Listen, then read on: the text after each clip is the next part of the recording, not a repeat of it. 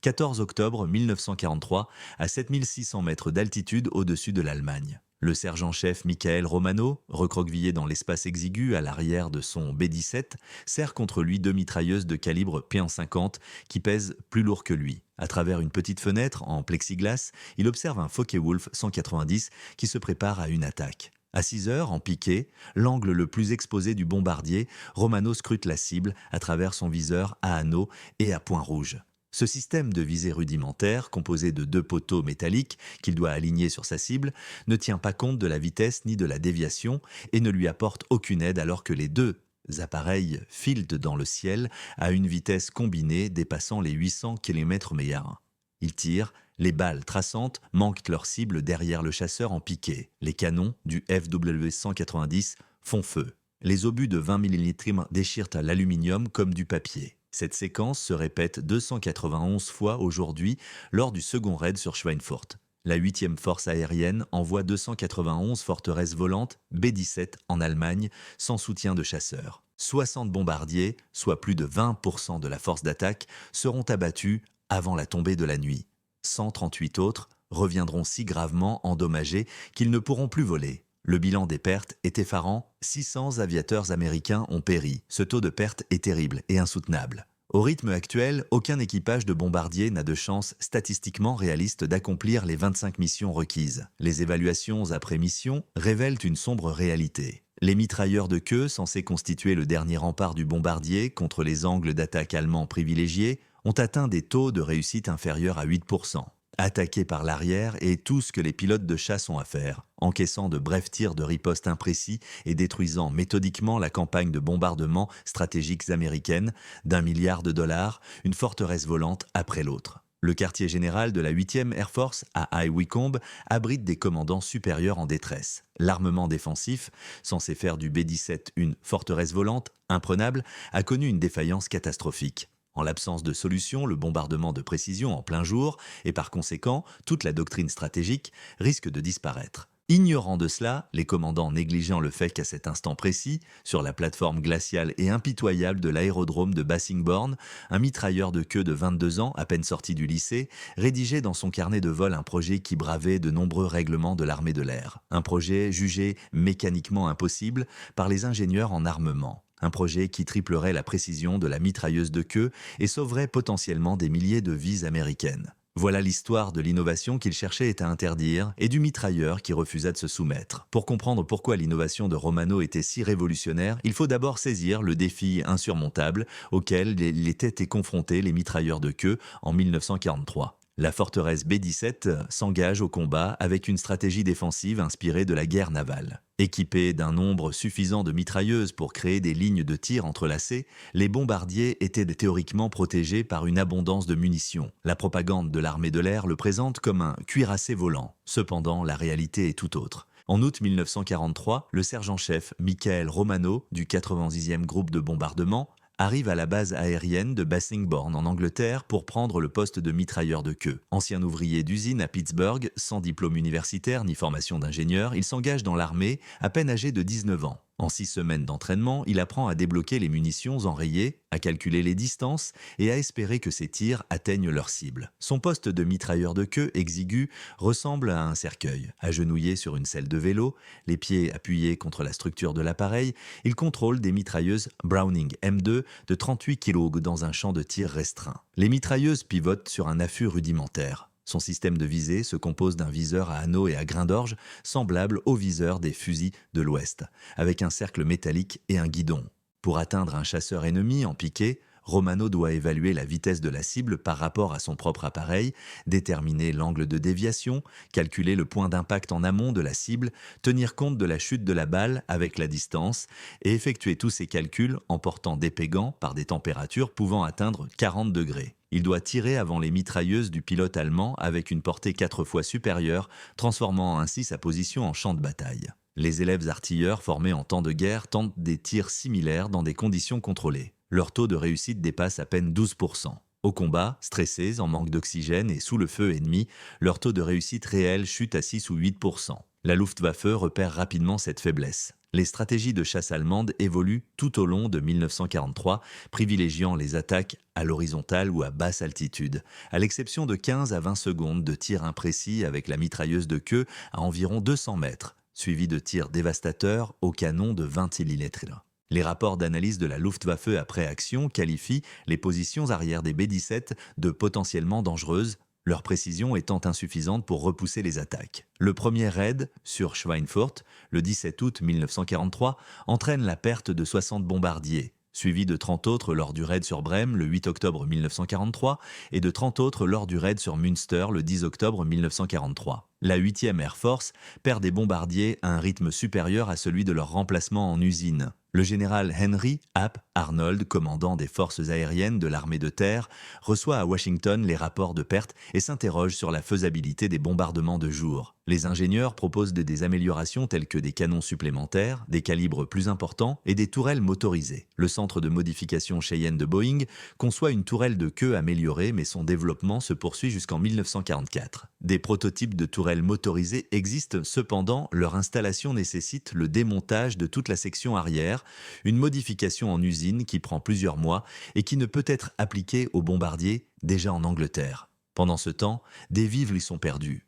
19 août 1943, aérodrome de Gelserheim, Pays-Bas. Michael Romano effectue sa première mission de combat, il tire 480 cartouches sur 3 F-190 ennemis, persuadé de les avoir touchés. Cependant, les images d'une caméra embarquée révèlent plus tard que toutes les balles traçantes ont manqué leur cible. 2 bombardiers de son escadrille le sont détruits par ses chasseurs. Après sa 3e sortie, Romano reste immobile sur la piste après l'atterrissage, les yeux rivés sur ses mitrailleuses.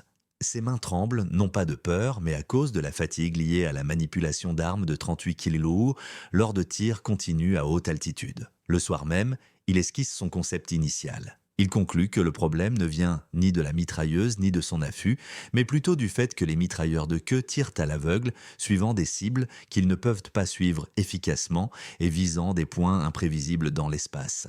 Ce dont Romano a besoin, c'est quelque chose que l'armée de l'air américaine ne lui a pas fourni.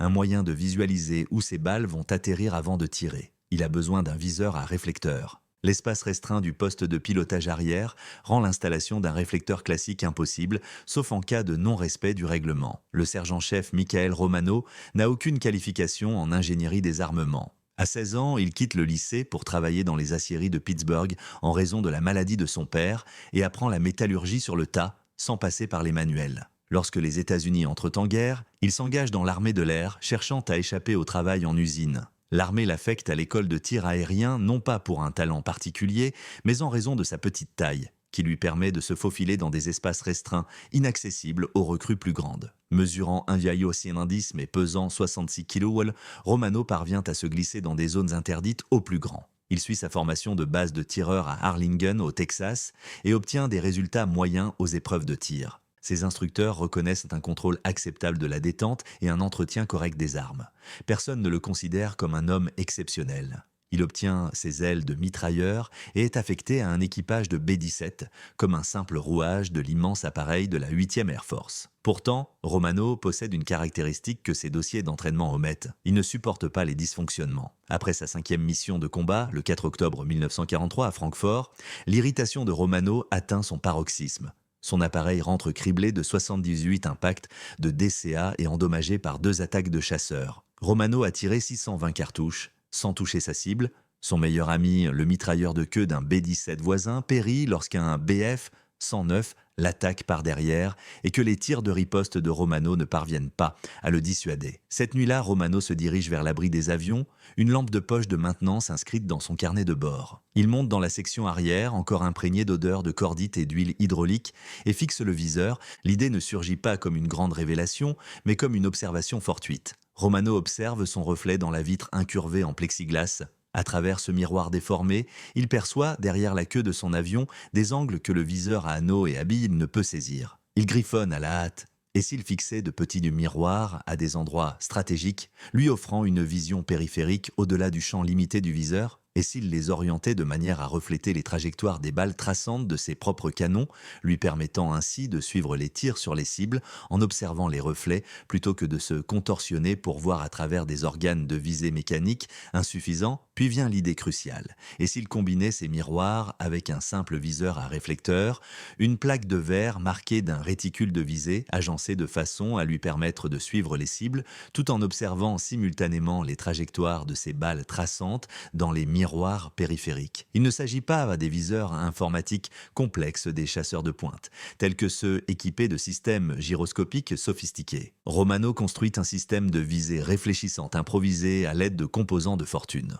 Malgré ses défauts potentiels, il pourrait s'avérer efficace. Cette nuit-là, il passe 3 heures à dessiner des plans, à évaluer les angles et à tracer les lignes de visée à l'aide d'un rapporteur de menuisier récupéré. Au matin, il finalise des schémas complexes pour un système de réflecteurs assisté par miroir, sans composants d'alimentation, sans installation compliquée ni modification d'usine. Cependant, il se heurte à un problème. Sa conception contrevient à l'ordre technique ZEO 120EG2 de l'armée de l'air, qui interdit toute modification non autorisée de l'armement sans autorisation. L'installer sans consentement pourrait lui valoir une cour martiale. Néanmoins, Romano choisit d'ignorer cette préoccupation.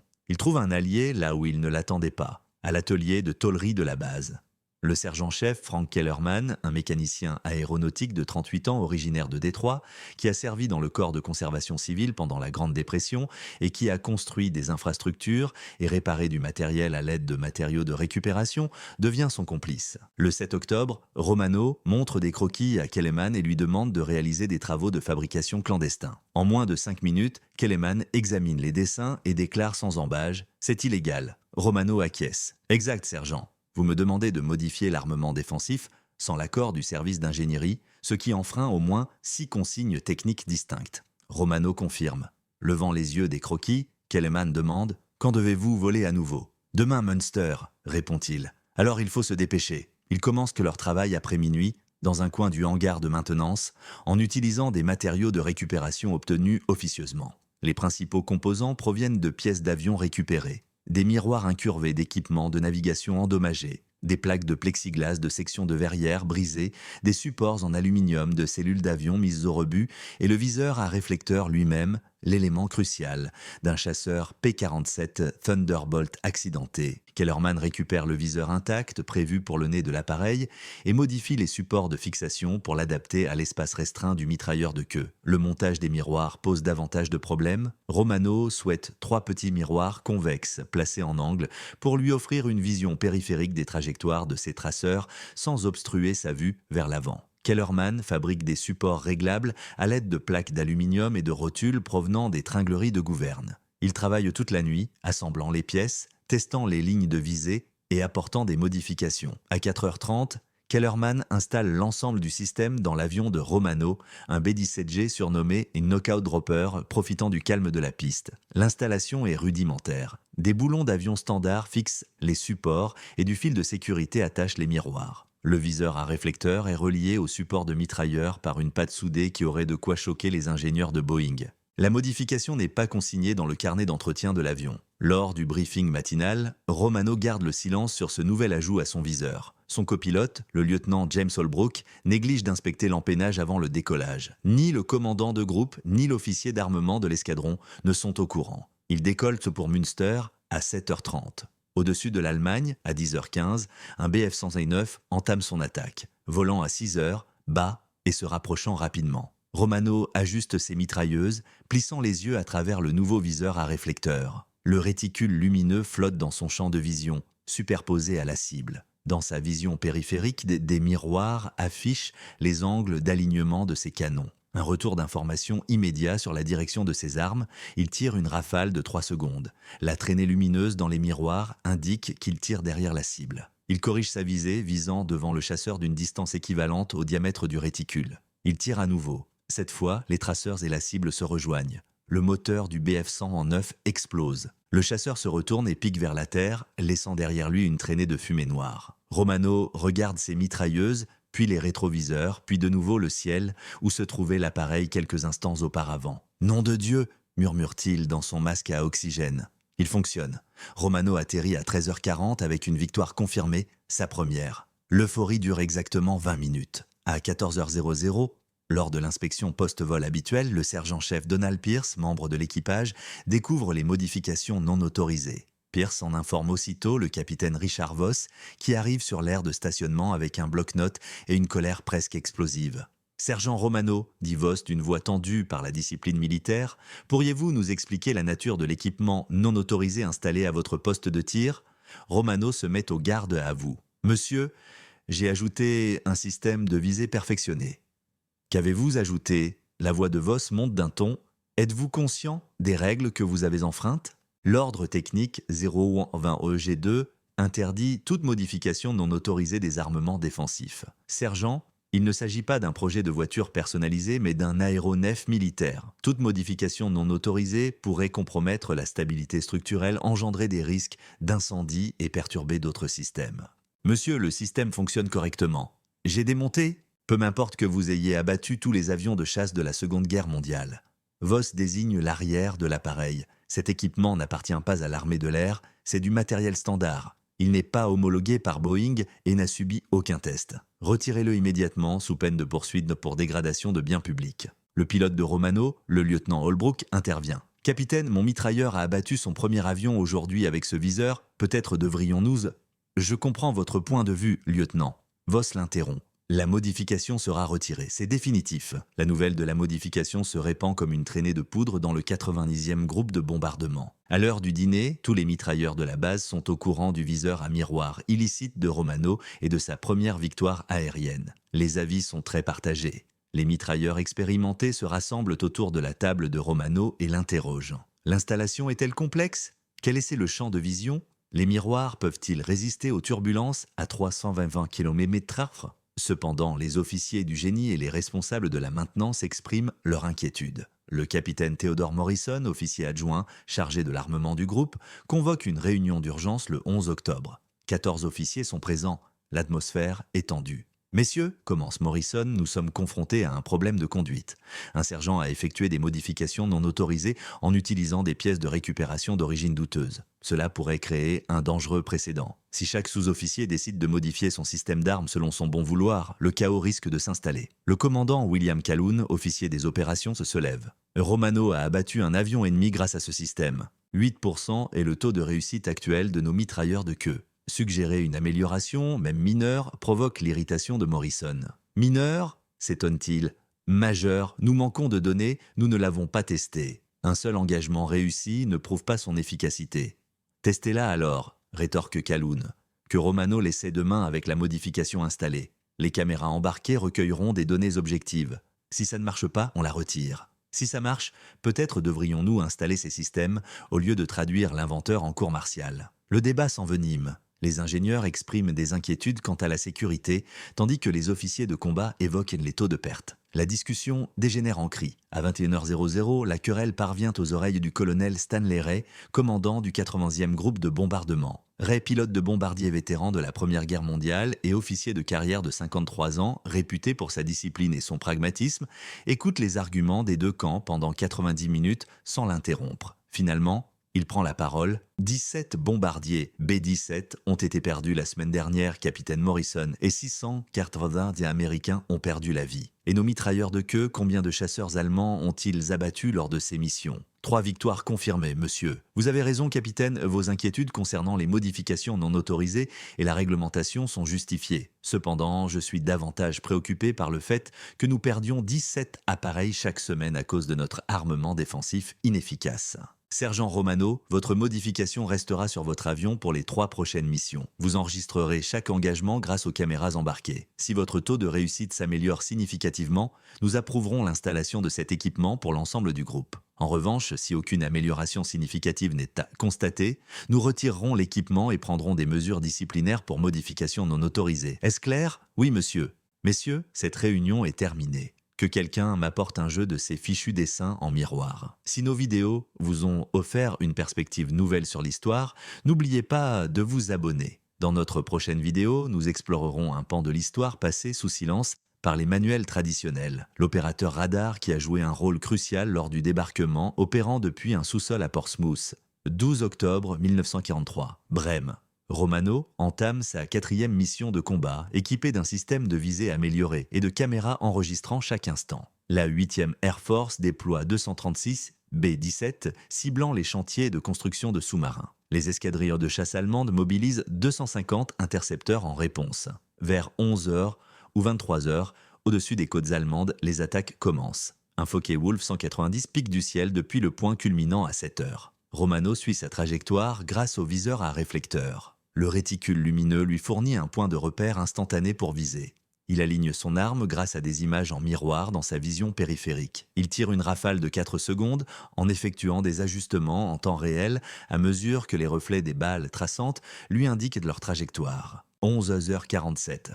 L'aile d'un FW-190 s'embrase et l'appareil s'éloigne en laissant une traînée de fumée. Un Bf-109 surgit à 6 heures, employant la stratégie classique d'attaque par l'arrière. Romano aligne son réticule, vérifie le retour d'information de son viseur et fait feu. La verrière du 109 explose et l'avion se retourne avant de piquer du nez. Les images détaillées de la caméra embarquée enregistrent les 2 escarmouches. À Bassingbourn, Romano annonce 2 victoires confirmées et une probable. Il a tiré 380 cartouches, soit 190 cartouches par cible. Ce résultat surpasse largement les 2800 cartouches par cible habituellement utilisées par les mitrailleurs de queue conventionnels. L'équipe technique analyse les images. Le capitaine Morrison étudie les trajectoires des balles traçantes et le suivi des cibles par Romano. Malgré son scepticisme, il ne peut réfuter les preuves. La combinaison miroir-réflecteur permet une correction de tir en temps réel impossible à obtenir avec les viseurs traditionnels à anneaux et à points rouges. Bon, concède Morrison, ça marche. Nous avons besoin de plans de conception détaillés, de pièces standards et de directives d'installation pour un déploiement à l'échelle du groupe. Combien de temps ? Demande le colonel Ray. 6 semaines minimum, car nous devons nous concerter avec le quartier général de la 8e force aérienne et soumettre des propositions de modification. Mais nous n'avons pas 6 semaines. Le colonel Ray s'adresse au sergent-chef Kellerman. Combien de ces systèmes pouvez-vous fabriquer par jour avec les ressources existantes ? Après calcul, Kellerman estime qu'avec l'aide de l'atelier de tôlerie, environ 4 assemblages complets seraient réalisables par jour. Si nous récupérons les viseurs à réflecteurs des avions endommagés et fabriquons les supports de miroirs sur place, alors on peut commencer la construction. Je veux que chaque mitrailleur de queue de ce groupe soit équipé d'ici 2 semaines, ordonne Morrison. Cependant sans autorisation officielle de la 8e force aérienne, rétorque Morrison. Mais je vais m'en occuper avec la 8e force aérienne, réplique-t-il. Concentrez-vous sur les spécifications techniques, conclut-il avant de le congédier. S'ensuit un processus de fabrication peu orthodoxe qui choquerait sans doute les responsables des achats militaires. Kellerman et son équipe de maintenance récupèrent des pièces sur les avions mis au rebut de l'aérodrome de Bassingbourn, des viseurs à réflecteurs de chasseurs P-47, des miroirs d'équipement de navigation endommagés et des barres d'aluminium provenant des dépôts de ravitaillement. Dans le hangar de maintenance, ils installent une chaîne de montage. La production quotidienne permet de fabriquer 4 systèmes de viseurs à réflecteurs complets. Le 20 octobre, 18 B-17 du 91e groupe de bombardement sont équipés des modifications de Romano. Les résultats sont immédiats et impressionnants. Le 20 octobre, lors d'une mission, les mitrailleurs de queue équipés de viseurs à réflecteurs revendiquent 11 victoires confirmées sur 47 attaques de chasseurs, soit un taux de réussite de 23,4%, près du triple de la moyenne précédente. Le 3 novembre, lors de la mission de Wilhelmshaven, on compte 16 victoires confirmées sur 68 attaques de chasseurs engagés, maintenant un taux de réussite de 23,5%. Le 5 novembre, lors de la mission de Gelsenkirchen, 13 victoires confirmées sont enregistrées avec un taux de réussite de 21,8%. L'impact mathématique améliore considérablement la capacité de survie des bombardiers. Les assaillants de la Luftwaffe, habitués à attaquer les B-17 par l'arrière avec une résistance minimale, font désormais face à un feu défensif soutenu, précis et continu. Les rapports allemands d'après-combat reconnaissent l'efficacité accrue des mitrailleuses de queue américaines.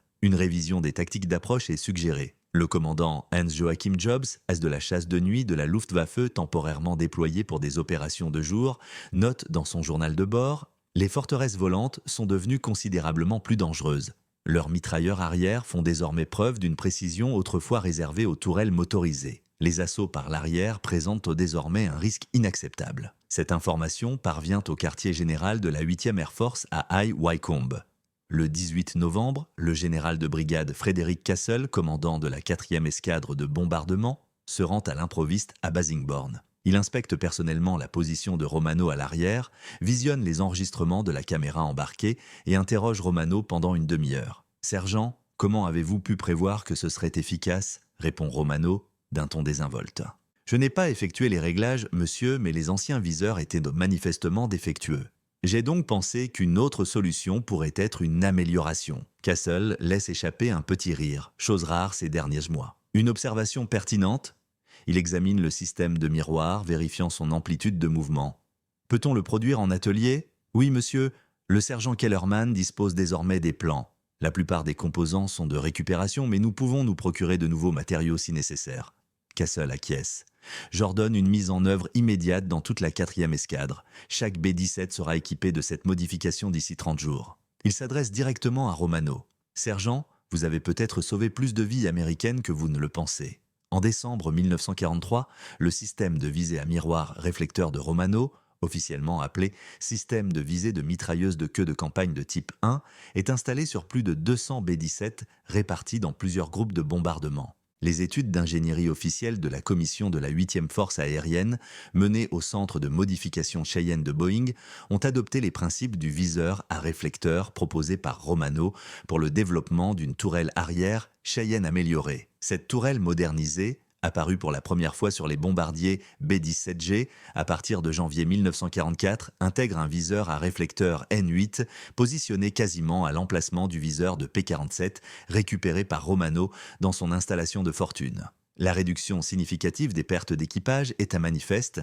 Les pertes dues aux attaques par l'arrière pour les groupes utilisant des systèmes de visée améliorés ont diminué d'environ 35% entre octobre 1943 et mars 1944. Sauvant ainsi de nombreux appareils et des centaines de vies. Cette modification, initialement jugée illégale et dangereuse par un capitaine du génie, a largement contribué à l'augmentation des taux de survie. Romano poursuit ses missions de combat jusqu'en février 1944, totalisant 7 victoires confirmées et 4 probables, un exploit remarquable pour un mitrailleur de queue. Cependant, et c'est un point crucial, l'innovation de Romano se répand au sein de la 8e Air Force, puis atteint la 15e Air Force en Italie, influençant finalement les réglages de l'armement défensif des B-24 Liberator. Le 22 février 1944, lors de l'offensive la plus intense contre les usines aéronautiques allemandes, le bombardier de Romano est gravement endommagé par la DCA au-dessus de Leipzig. Malgré cela, il continue le combat contre les chasseurs alors que du liquide hydraulique et du carburant s'échappent de l'empennage. L'appareil s'écrase en Belgique.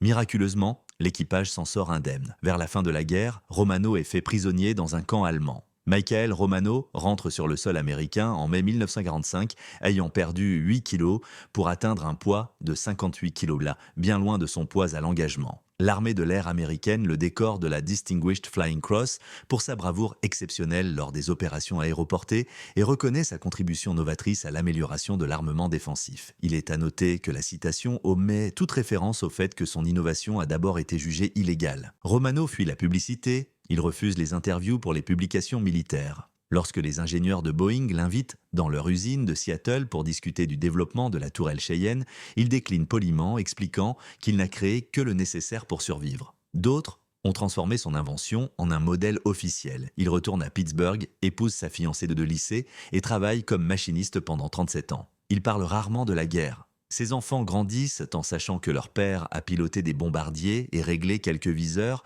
mais guère plus. Cependant, l'influence du système de réflecteurs improvisé de Romano dépasse largement sa modestie. La tourelle arrière du B-17G Cheyenne de série, intégrant les principes du viseur à réflecteur mis au point par Romano, devient un équipement standard sur tous les bombardiers de la fin de la guerre. Boeing fabrique 8680 B-17G entre août 1943 et avril 1945, la majorité étant équipée de systèmes de visée arrière perfectionnés, directement dérivé de la modification de terrain de Romano. L'amélioration de l'efficacité des mitrailleuses de queue contraint la Luftwaffe à abandonner sa traditionnelle approche d'attaque par l'arrière. Les stratégies des chasseurs allemands évoluent vers des attaques frontales, plus risquées mais essentielles pour contourner les défenses arrière renforcées. Cette adaptation tactique entraîne une augmentation des pertes parmi les chasseurs de la Luftwaffe en 1944. Une analyse ultérieure du US Strategic Bombing Survey confirme cet impact. Les unités de B-17, équipées de viseurs de mitrailleuses de queue améliorés, subissent des pertes de 32% à 37% inférieures lors d'attaques par l'arrière par rapport au modèle précédent. Sur un grand nombre de sorties de bombardiers, ce pourcentage représente environ 840 appareils et 8400 membres d'équipage qui ont échappé au danger au combat. Statistiquement parlant, il n'aurait pas dû survivre. Les idées développées par Romano, intégrant des viseurs à réflecteurs, à des systèmes d'amélioration de la vision périphérique et à des mécanismes de retour d'informations en temps réel, influencent considérablement la conception des armements défensifs d'après-guerre. Sur les avions modernes comme le B-52 Stratofortress, des systèmes de visée informatique avancés équipent les mitrailleuses Toyonkios de queue, mais le principe de base reste inchangé. Fournir aux mitrailleurs une image claire de la position de ses armes et du mouvement des cibles. En 1983, sur la base aérienne de Bassingbourn, l'association du 91e groupe de bombardement organisa une réunion, aujourd'hui classée monument historique. Plusieurs mitrailleurs de queue ayant utilisé les viseurs à miroir de Romano étaient présents, parmi lesquels Gerald Hammond qui avait conservé un support de miroir récupéré pendant 40 ans. S'adressant à Romano, alors un grand-père de 60 ans aux cheveux gris, Hammond déclara simplement « Vos miroirs et moi sommes rentrés sains et saufs. Mes enfants existent grâce à votre refus d'accepter des viseurs médiocres. Merci. » Cependant, Romano, visiblement ému, haussa simplement les épaules et répondit « Vous auriez fait la même chose, nous voulions tous survivre assez longtemps pour rentrer chez nous. » Mais Romano se trompait. Plusieurs mitrailleurs aéroportés ont subi les mêmes viseurs imparfaits, des scénarios de tir impraticables et un taux de pertes élevé. Un seul d'entre eux a bravé les conventions. Un seul a osé enfreindre la réglementation, innover et risquer la cour martiale pour potentiellement sauver des vies. Michael Romano est décédé en 2003 à l'âge de 79 ans. Sa nécrologie dans le Pittsburgh Post-Gazette mentionnait brièvement son service militaire. Vétéran de la Seconde Guerre mondiale, 8e force aérienne. Elle omettait de préciser qu'il avait sauvé d'innombrables vies grâce à des miroirs et des pièces d'avion récupérées. Elle passait sous silence le fait que sa modification illégale était devenue un équipement standard. Elle ne mentionnait pas que, pendant que les généraux et les ingénieurs délibéraient sur les réglementations et les procédures de test, un ouvrier d'usine de 22 ans, originaire de Pittsburgh, avait résolu un problème qu'il ne parvenait pas à résoudre. Car les inventions révolutionnaires ne naissent pas de la recherche d'autorisation. Elles émanent de ceux qui refusent de rester les bras croisés tandis que d'autres périssent attendant une approbation. Les enseignements de Romano restent d'actualité. Parfois, l'acte le plus courageux n'est pas d'obéir aux ordres, mais de discerner quand les principes passent après la vie.